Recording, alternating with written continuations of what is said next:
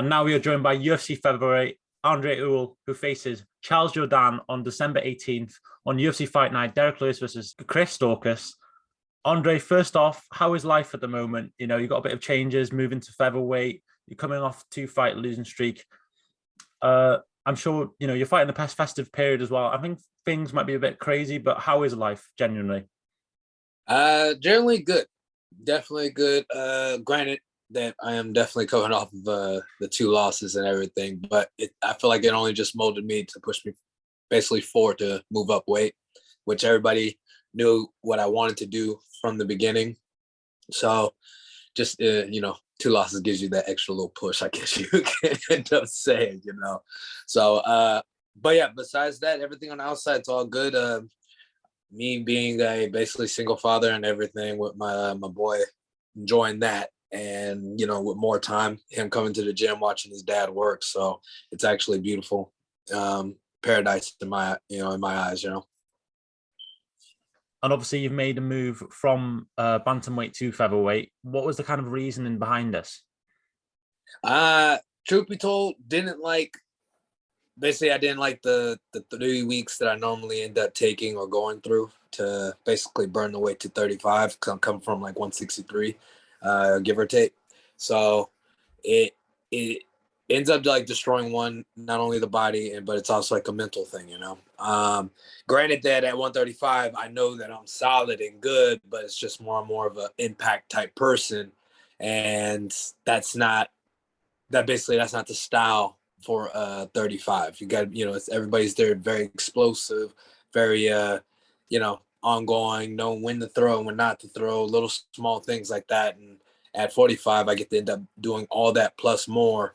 And I don't have to worry about so much of, hey, I got to get down to 35, So I guess you could just say I'll be a lot more freer than 35. And generally, how has your lifestyle kind of changed around that in terms of maybe stuff that you wouldn't have maybe expected with the move? I don't even want to say no, wouldn't expect, or no expectations type thing. It's just I get to eat more, and that's like literally life right there. Because going 35, I ended up speaking on this. It's when I cut down to 35, I cut down throwing up and food won't stick. I have to go 100% vegan. I can't get in all the protein or nutrition. Got me stutter on my words. But yeah, I'm just not able to intake what I need to end up in taking type thing. So when now at 45, I get to eat steak, chicken, what I want. And the week of the fight, I get to do all that and still make weight. So it's a big change, a big turnaround. It became something very basically fulfilling for me. You talk about the challenges you faced making the cut to bantamweight. Do you, in a way, kind of understand some of maybe the issues some of the fighters have kind of got stick for when they've failed to weight cut, or do you still feel like a fighter should make a weight cut? I still believe a fighter should make a weight cut, and it comes down to this: if you're gonna make it, when you're not gonna make it, And I know that a lot of people that haven't made it been doing this like super water load. Yeah. Excuse me, have been doing the super water load, and at the last minute thinking like, oh, we're just gonna shed the last 10 pounds on the last day. This time I'm about to do this water load, but I know at 45 I can make it easy, and I know that even in the future it's still gonna end up being the same for me.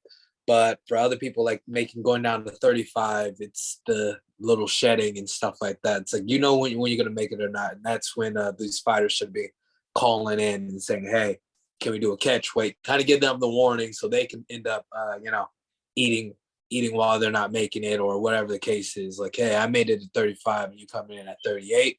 You knew you wasn't going to make it. Kind of break this down and say, hey, let's just do a catch weight at 38. At least give me a choice instead of me not fighting, So anybody and everybody like that, I get it, but it's all about communication. That's how I look at it.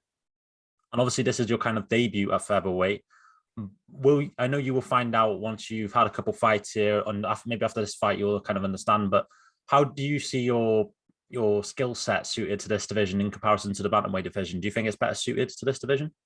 Oh yeah, definitely. Because don't get me wrong, at 45 we got nice strikers. We got real good strikers.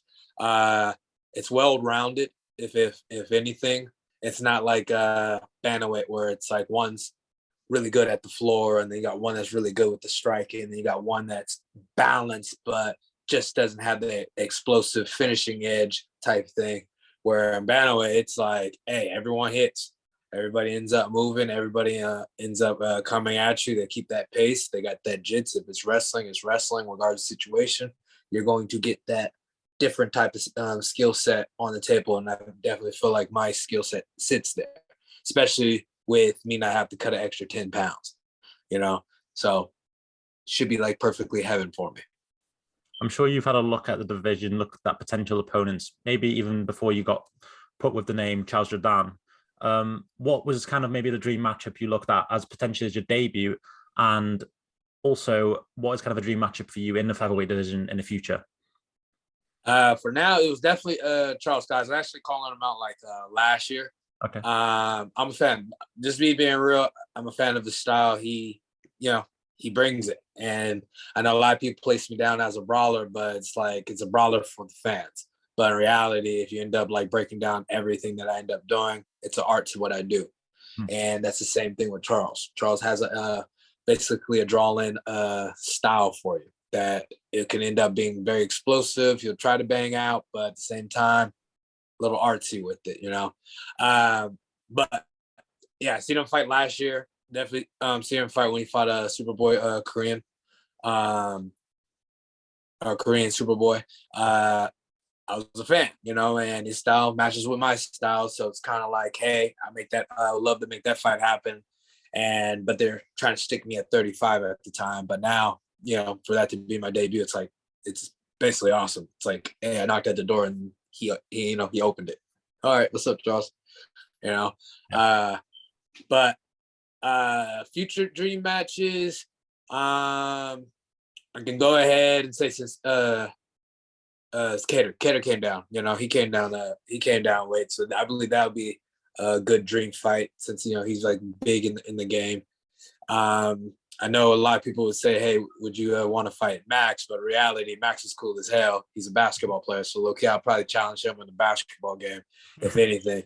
And then especially go out there, probably, train with them, him and the fams out there. So they're really cool people. So probably not on that. But everybody else is all dream fights. Like, every fight to get me to basically up to number one before everybody retires or after they retire, regardless of the situation, I'll bring them out.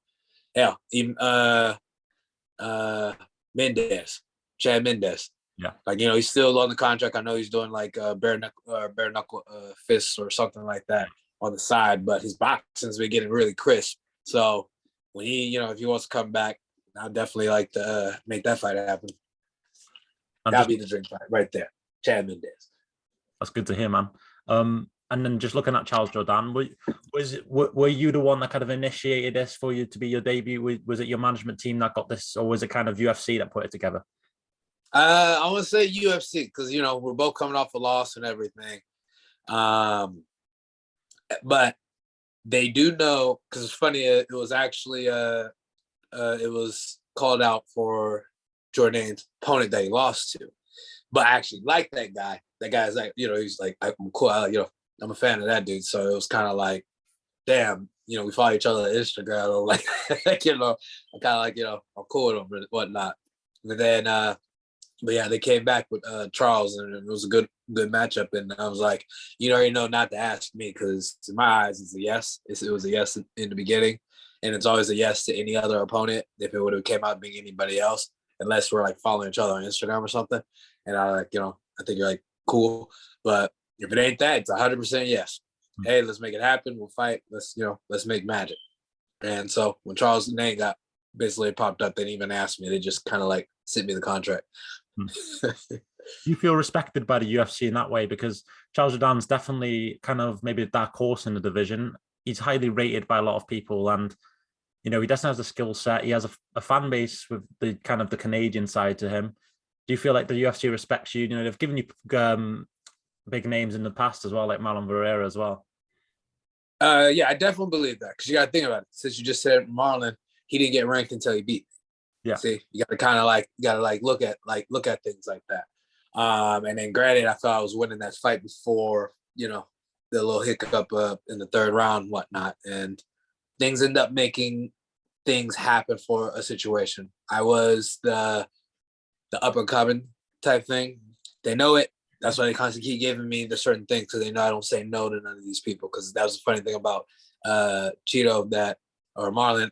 Everybody was saying no to him, and then I came. Yeah, let's do this. And it's not only him. It's you can go ahead and Cody Stammer. People are saying no to him. I said yes to it. And then now you got Charles with like I said, he was basically if he was two fights that could have been one fight that could have ranked him.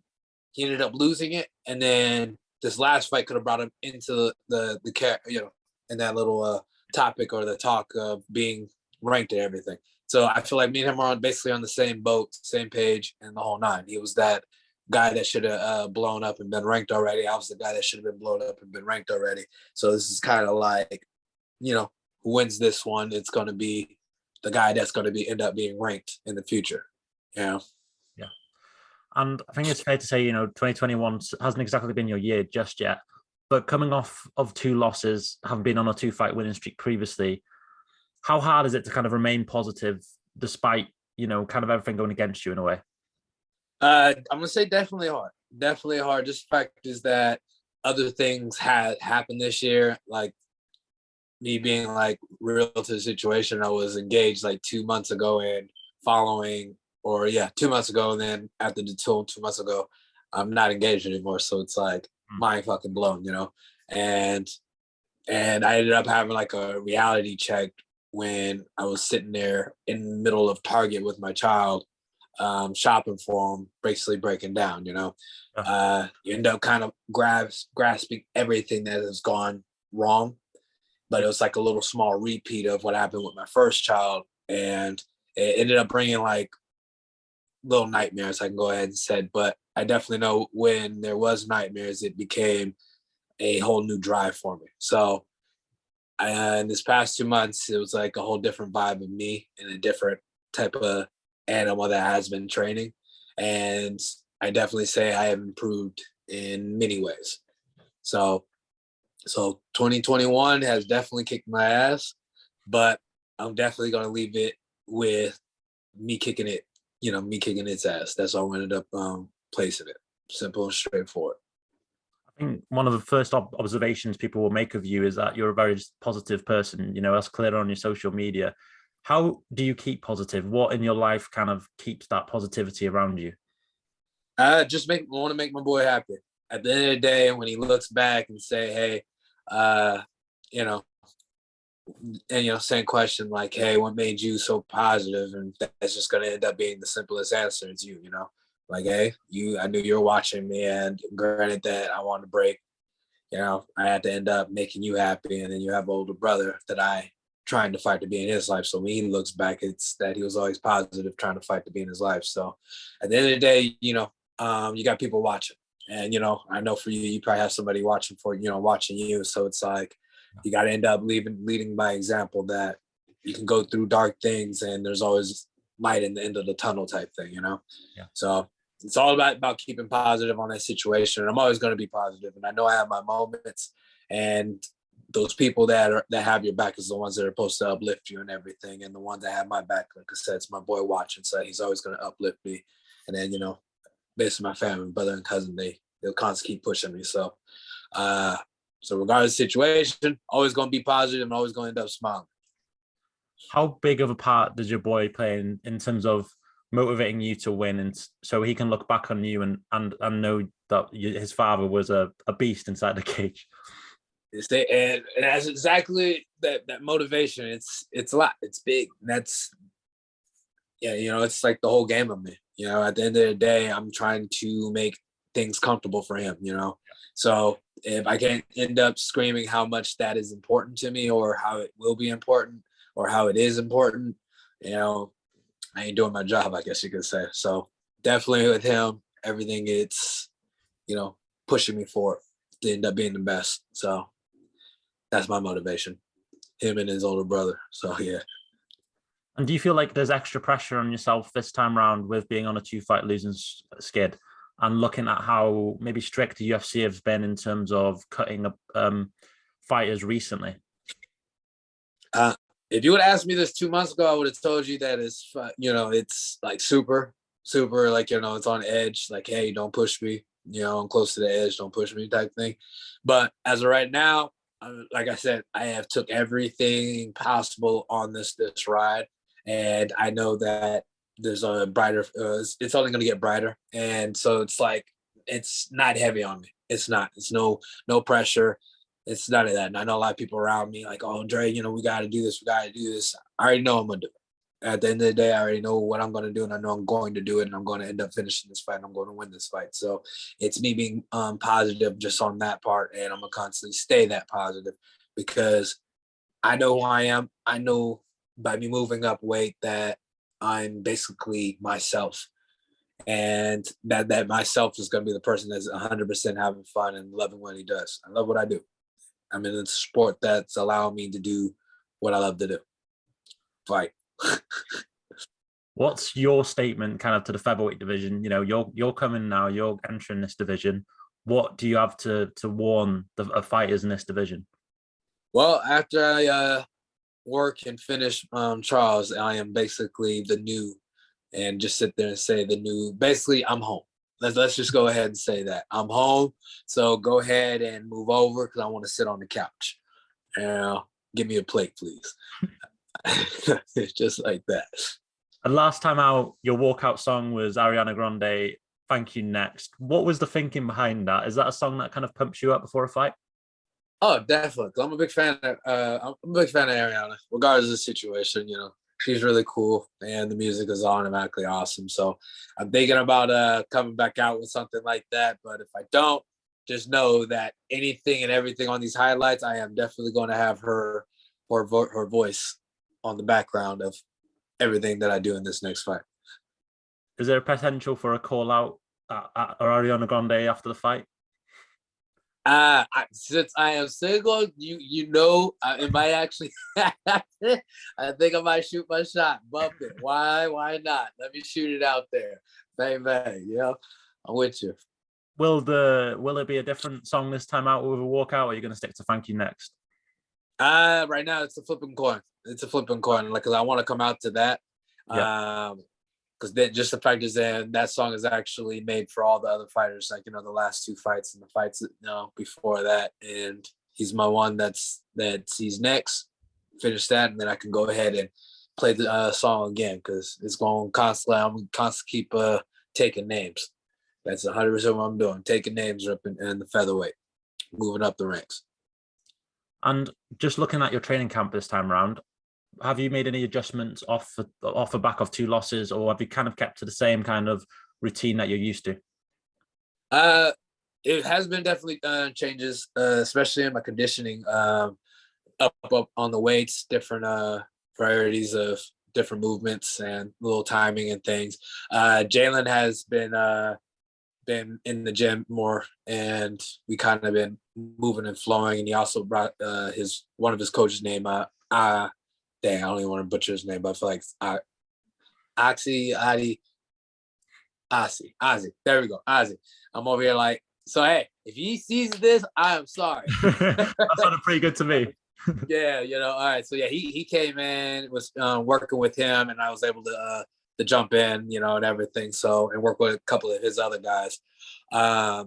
Big changes that has happened, but also stuck with kind of what I'm used to and switching it up. At the end of the day, everything I have done for all the last 2 fights that I lost, I was well prepared for them. Just wrong timing, wrong spots, and that's what ended up happening. And then refs calling it early. But hey, it is what it is. Nothing but love with everybody. But yeah, so ended up making like small adjustments, and which small adjustments to me is really big to other people. So there you go. What's the takeaways you've kind of took from those 2 losses? Regardless of the situation, don't get caught. At the end of the day, don't get caught. And if you got something, don't end up trying to do extra stuff. Because with the whole Chris first round, it's what ended up changing everything. Because I was winning it, and how I won the second one. So the first one, I ended up doing an awkward punch and a takedown at the same time, which I'm not normally a takedown type person.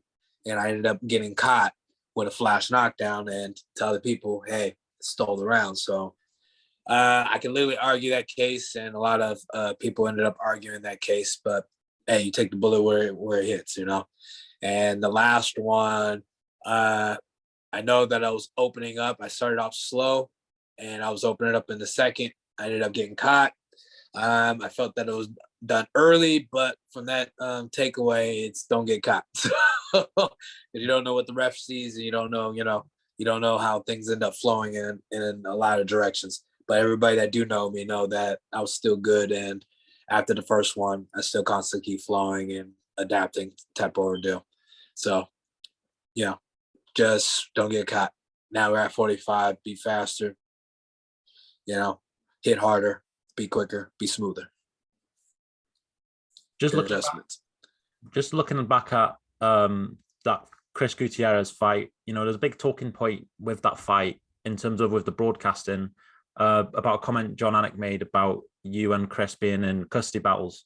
What did you make of kind of the storm around that? And did you speak with Jon after that? And have you kept on good terms with him? Oh yeah. Jon is nothing but love to Jon. Jon is my boy. Got to jump on this podcast. I was supposed to do that last fight, but things didn't work out. So I'll probably most likely end up doing something like when I'm out there after my next fight. But yeah, Jon, I already knew where his heart's at. Jon's a good guy. Jon's a good person. And I know it's like you only have a short amount of time to say something. When you say it, you think about it, or when you say it, people cut off, and you got to think about it. Everybody has their own opinions on a lot of things. At the end of the day, people don't end up feeling things are the way it's supposed to. It's personal type thing. Me, I want my story to be out there. You got to end up understanding that I went through a lot of bullshit, and that bullshit was that bullshit literally had me almost try to kill myself. You got to think about this, right? And it's just I failed. Here I am. So Jon took that an aspect and brought it up. He brought it to light where other people are not. Like, people are trying to throw it under the rug. So it's like I can't get mad at someone that's trying to help. And I know a lot of people eyes, it's the wrong, it's not the way it needed to go, or it shouldn't have been that way. But in my eyes, it was the right way to go, and I know that Chris felt different, and and the way he responded it was, the way that he did. But, everybody has their own mindset, and everybody responds differently. It's kind of like if you catch somebody and you constantly keep slapping somebody on their face, one person's going to react and, probably try to beat your ass the whole time. And then you got the other side, and I'm sorry for cursing too. I'm like cussing, Yeah. So then you got the other side where they'll just be passive and walk away. Like, you don't know how people are going to end up responding. And the way that Jon he gave me some light and gave people light. Now it became a big topic where it's spread through the world. And, granted that people feel like it's negative in my eyes, it was positive. So nothing but love to Jon. So again, thank you, Jon. Just a fun question before I get your official fight prediction. Just 99% of at least not accurate, obviously, but to me, I feel like 99% of the fighters in the UFC have at least one tattoo on them. Obviously, you've got tattoos yourself. Charles Jourdain, who you're facing, got tattoos. What is a favorite tattoo that you have on your body, and is there any kind of meaning behind it? I'm gonna go ahead and say this one is my favorite one. It's we'll kind of end up saying it. And the term that most people end up understanding, it's like Medusa, where it's like the most beautiful woman in the world. But when you look at her, you become stone type thing, For this tattoo, it's for all the women that actually that I got with, and broke my heart and, ended up stealing and taking things away from me. So it's like my son's mother, my second son's mother, all the women basically that came out they broke me. And it's one of those type of ordeal like, hey, I'm very beautiful on the outside, but deep inside I have my own own ways and it might not fit with you type thing, So I think that tattoo is always going to sit with me the most, because it has like a deep story and it's very similar to everybody else. It's like Black Widow, It's like, yeah, I'll kill you. And then it's like they move on and go ahead and kill somebody else. Just luckily I survived, So that's my favorite tattoo right now. Is there a fighter in the UFC that you look at and is like, he's got some nice tattoos, or do you feel like you got the best set of tattoos in the UFC? Right now, I feel like I have the best tattoos in the game. If anybody that I could probably argue with is the one that fought about 2 weeks ago. I think it was the main card. Sean Brady?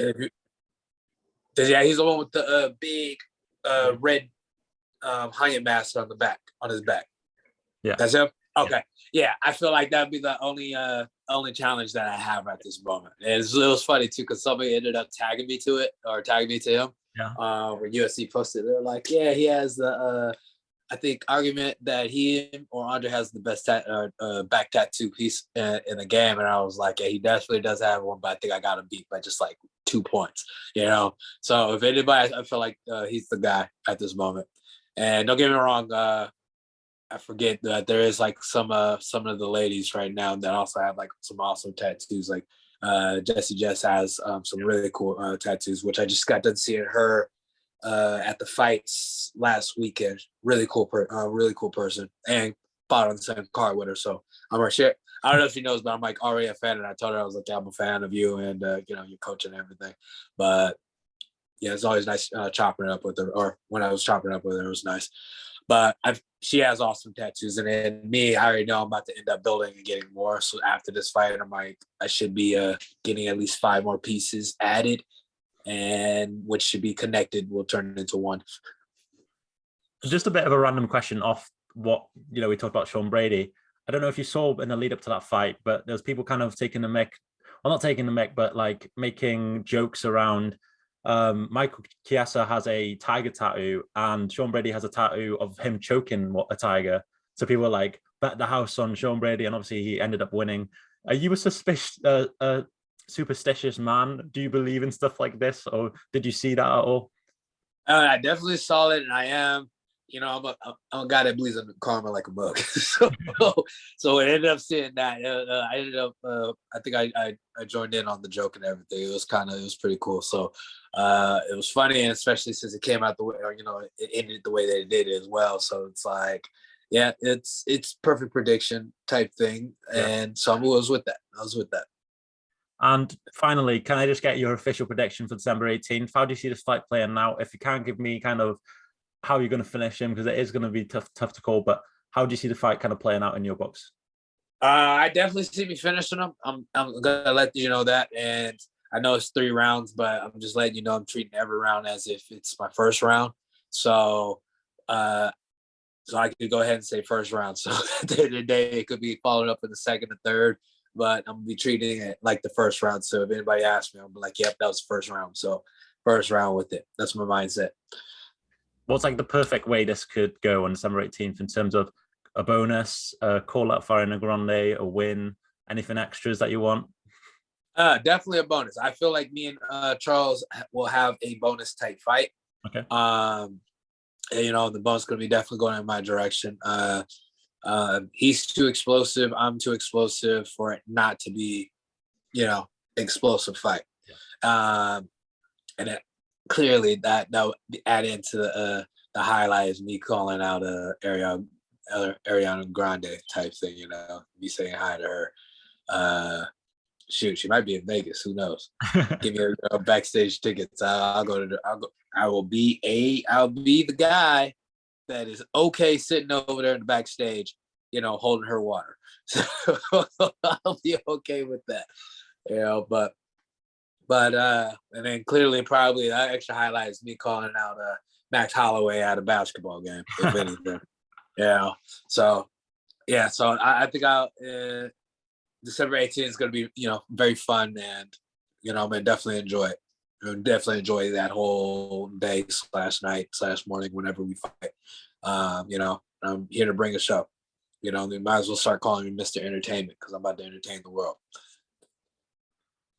Well, thank you very much for your time. All the best. I know the weight cut won't be that much of a problem this time, eating what you want. And I wish you the best with your kind of shooting your shot with Ariana Grande after the fight as well. I appreciate you, brother. Thank you so much, man.